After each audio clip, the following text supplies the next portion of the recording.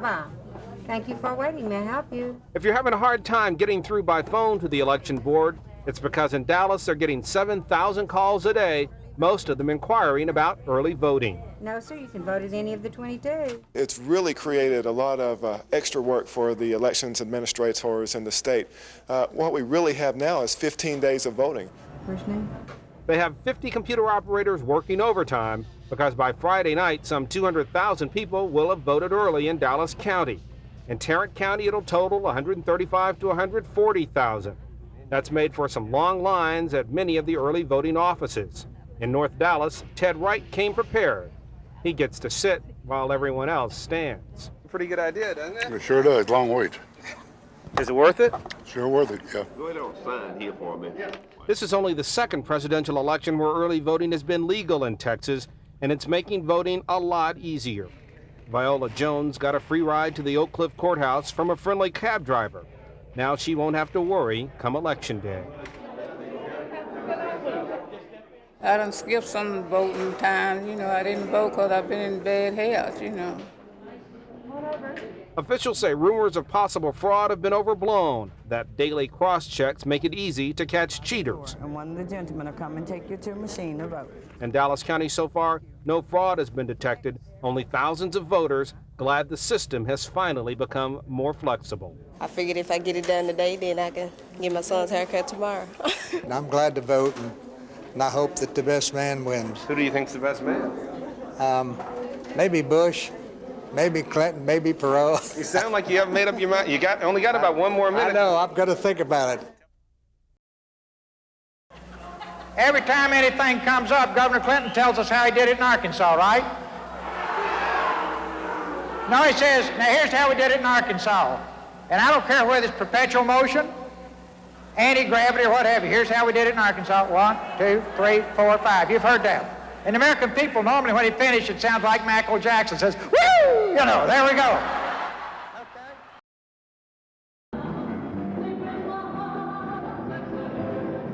With only 3 days left, Ross Perot brought his message deep to the heart of Florida, telling a crowd of 7,500 in Tampa to pay no mind to polls showing him a distant third and losing ground.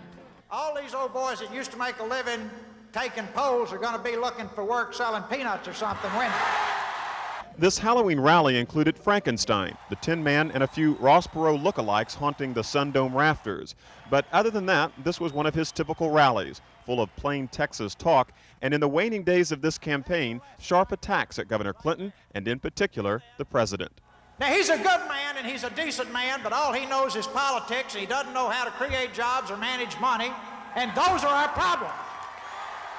The Tampa rally did hold at least one surprise. When an AIDS protester from ACT UP began shouting, Perot didn't miss a beat. He tried to talk with him, and when police intervened, Perot simply went on to blast what he called a bureaucracy that has slowed the search for an AIDS cure.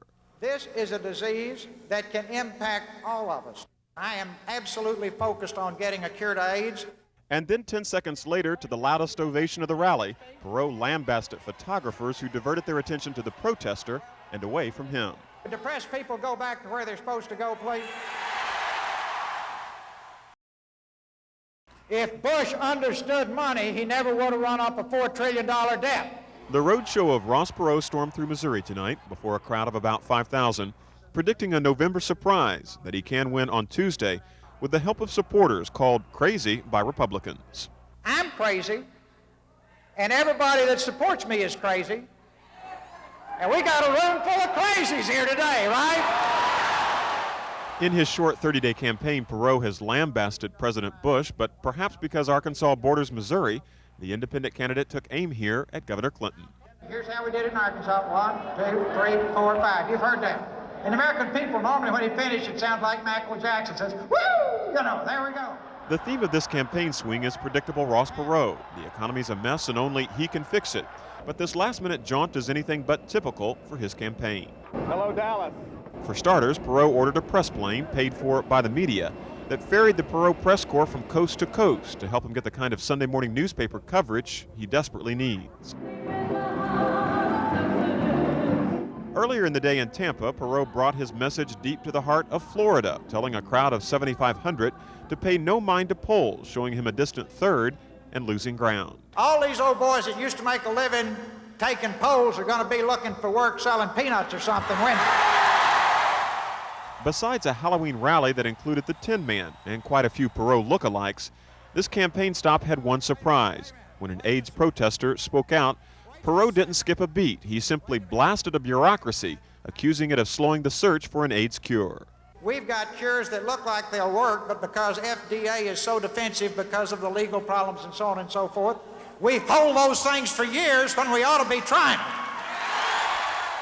On Sunday, the campaign heads to Clinton country, California, where Perot is running a distant third, just like he is across most of the country.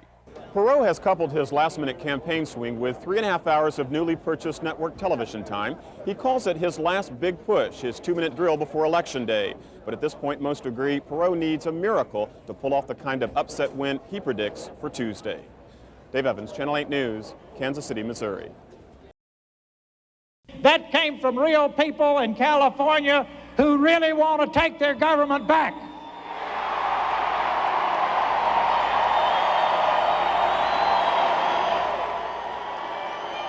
There you go.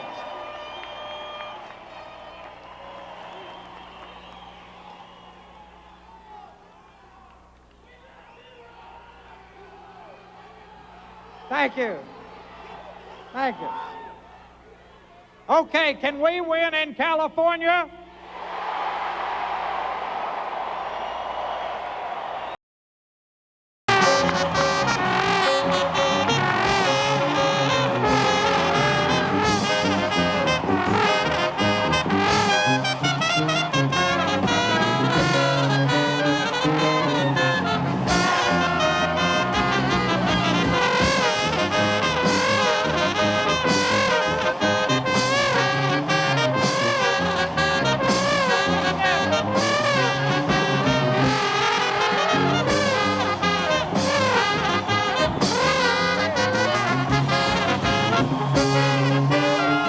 There's a love, there's a spirit, there's a sense of mission and determination in these rallies that you just don't find anywhere else.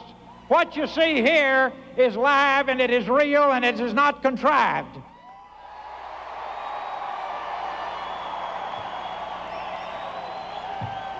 Right here.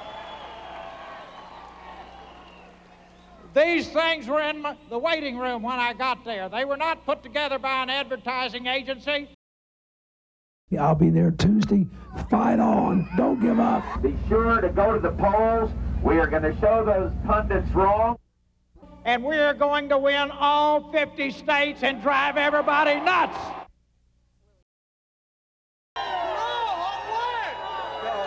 It had all the makings of a rock concert instead of a Run, Ross, Run rally, with folks coming to the Santa Clara Valley from as far away as Nevada.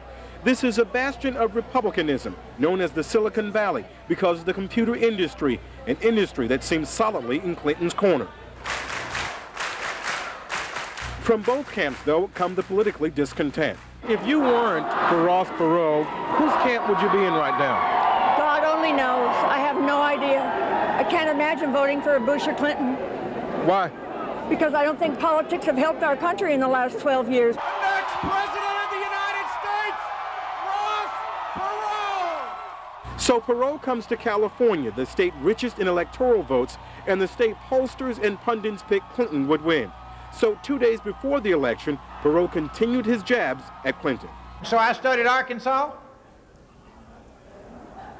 That's where the chicken feathers part of the program came from after I studied Arkansas.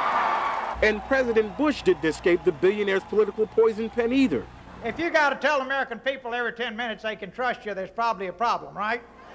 Okay. Perot urged his supporters to ignore the polls and help him pull off the near impossible. We have the magic coming together of the people, the resources, the person with the experience on jobs and managing money, et cetera, et cetera, et cetera. Now, all we just have to do now is not foul it up in the last 2 minutes. Political scientists say the votes of ethnic minorities may carry Clinton to victory on Tuesday. But one Bay Area African-American newspaper publisher and longtime Democrat has endorsed Perot. Tom Berkeley said while the Democrats have fought to win back Reagan Democrats, they've turned their back on minorities, the party's base. But I can't deal with that because you don't always, play to win. If he wins and we're not a viable presence in it, why should he pay any attention to us after he gets to be president? Perot called this his 2-minute drill, a final push to win an election that the polls say is out of his grasp. With each stop, he stepped up the attack on his opponents. First, Clinton, in an apparent reference to Clinton's admission he tried marijuana as a student. Do you believe that it's appropriate to have senior government officials who have used drugs? It's up to you. Then Bush. Bush created Noriega in Panama. Then he got out of control and Americans had to fight and die to take him out. It was just 1 week ago that Perot raised public doubts by making allegations he refused to prove about Republican dirty tricks. In California, he leveled a new charge. Do you understand that the Democrats and Republicans pay people to come to their rallies? And don't you find it interesting that everybody in the press knows that and you and I don't read it in the paper every time they have a rally? Fascinating. Later, at a brief news conference, a tired and testy Perot refused to back up his statement. Jeez, look, I'm too old and too tired to put up with this kind of little ping-pong stuff. Today, Perot takes his campaign home to Dallas for one final rally. Linda Patillo, ABC News, Santa Clara, California.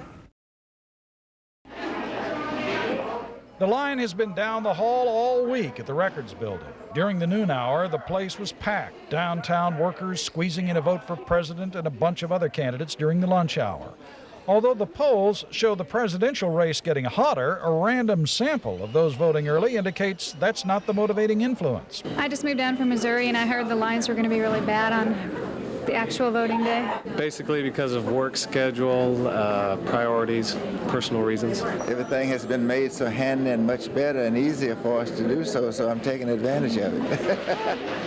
It has become so convenient that officials predict future elections may be just 15 days of voting instead of absentee voting and one big election day.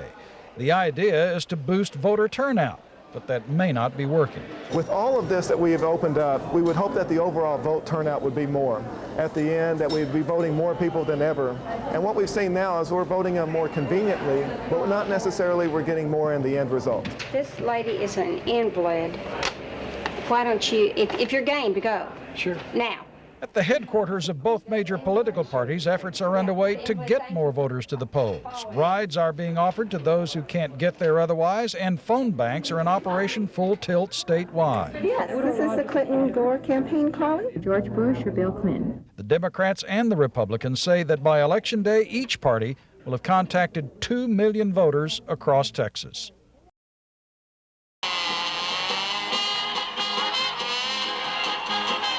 In an upbeat finale, Ross Perot's last-minute campaign swing roared through Reunion Arena to a rally that became a musical theme show. You do understand that Bush and Clinton called Ed and asked him to play Hold That Tiger because you tigers are getting out of control.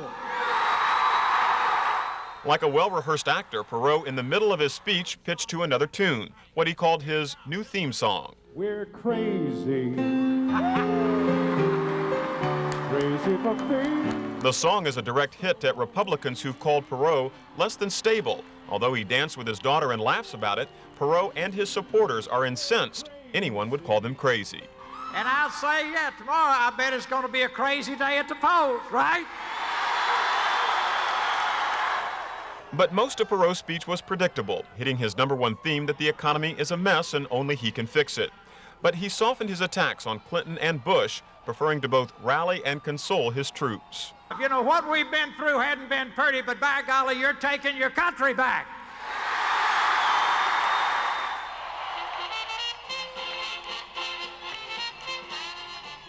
Perot closed with When the Saints Come Marching In, calling his supporters saints. But outsiders might wonder if at this point he's hoping for a miracle from the patron saint of hopeless causes as he continues to predict victory on Tuesday. We will landslide this thing if the people vote their conscience.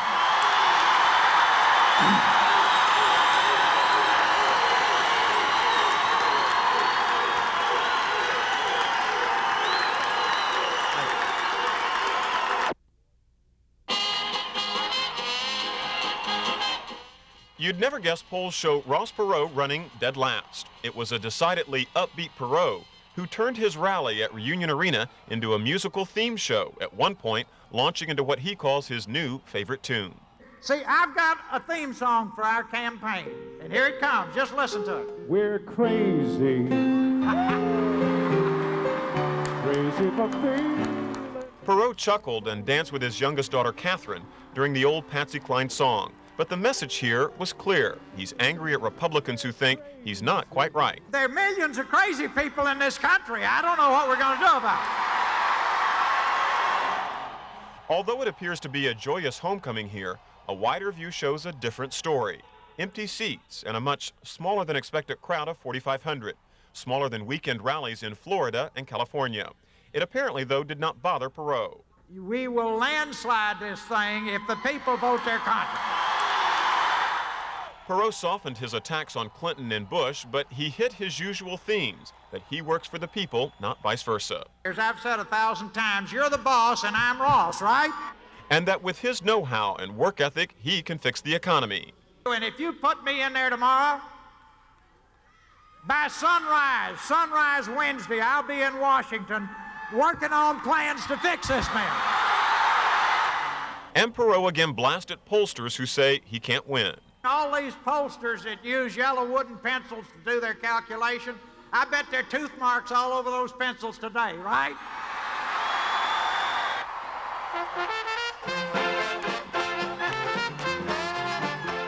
Perot closed with "When the Saints Come Marching In," calling his supporters saints. But others might wonder, with polls showing him at only 14% of the vote, whether Perot might be praying to St. Jude, the patron saint of hopeless causes. This is not the end of Ross Perot's campaign. He still has 2 more hours of network primetime TV to make a last-minute pitch to the American public. But most political analysts agree it won't make much of an impact at this point. He remains a distant third in the polls, and they say it's doubtful he'll take one state on election night. Dave Evans, Channel 8 News.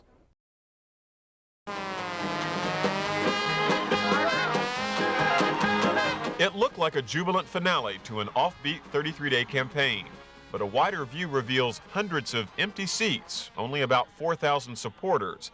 Still, Ross Perot didn't seem to mind the smaller than expected lunchtime crowd. We will landslide this thing if the people vote their conscience. You'd never guess polls show him running dead last. At one point, he chuckled, launched into what he calls his new theme song, and in the process took a swipe at Republicans who call him crazy. We're crazy.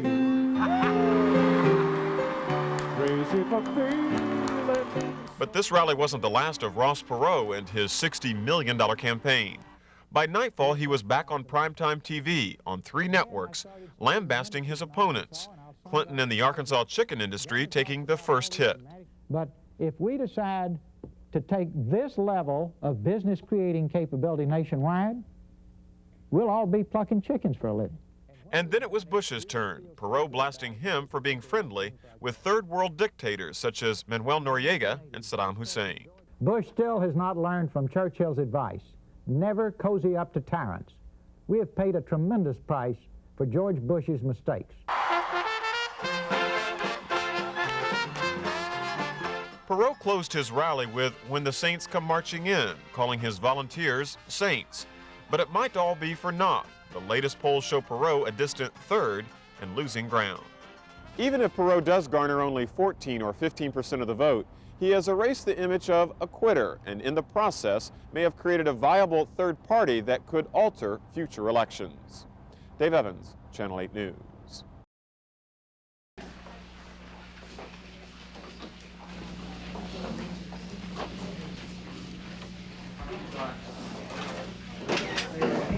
Stub right here in the belt there. What's that? Put your stub right This here. is the stub, right? Stub. And that's the ballot. Thank you very much. Doctor, Good to see you. Good to see you. Great. My daughter's still working? Suzanne's already stepped out. Suzanne's sir.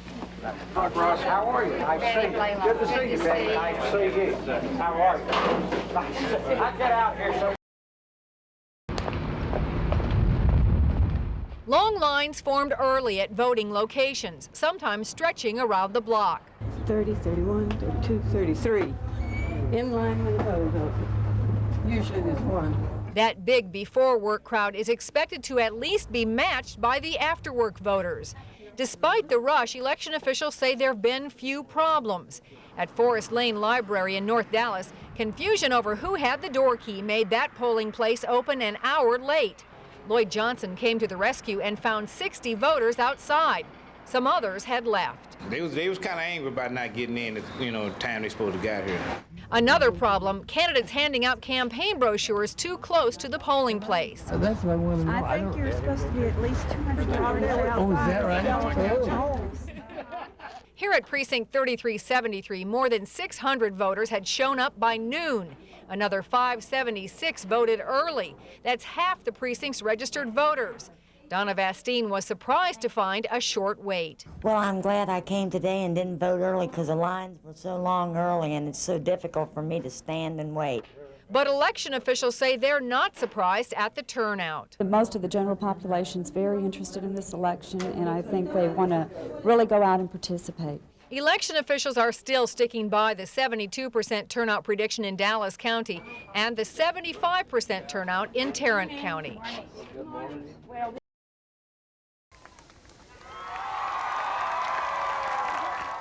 Bill Clinton's welcome home this morning was loud and enthusiastic. Hundreds of supporters greet him, and as he's done so many times this year on the campaign trail, he seems to want to shake everybody's hand. He tells reporters his political destiny is in the hands of voters. Whatever happens, we've done all we could. We've made the best case for change we could. The people of the state made it all possible in so many ways. From there, the governor and Hillary Clinton arrive at Dunbar Community Center to cast their votes. And although they're given a chance to cut ahead of the long lines, they choose to wait. But Clinton does tell ABC's Ted Koppel why he couldn't vote a straight Democratic ticket. No, you can't vote on tickets first. You have to vote them all. But we have a lot of complicated county and state ballot initiatives. I even had to read some of them. Outside the old State House, the carnival is already underway. Concession stands and souvenir shops do a booming business. Change your mind again. Preparations for Clinton's speech this evening is briefly interrupted by an afternoon thunderstorm. Little Rock resident Lynn Jorgensen hopes it rains on Clinton's parade. I like being down here. I like seeing the excitement. I can understand that it's for Clinton. He is from here, and there is a certain amount of excitement being from Arkansas just as he is. Doesn't mean I'm going to vote for him. Clinton campaign officials say they're nervous but encouraged by high turnouts, especially in Texas. If we win Texas, I'll tell you, that will be a major news story of the evening. We've worked hard in Texas. Our folks, I'll tell you, we haven't poured all the money into Texas that we've poured into other states, but we don't have a more energetic, dedicated group of people than our volunteers in Texas, and they just may pull it out for us on the ground today.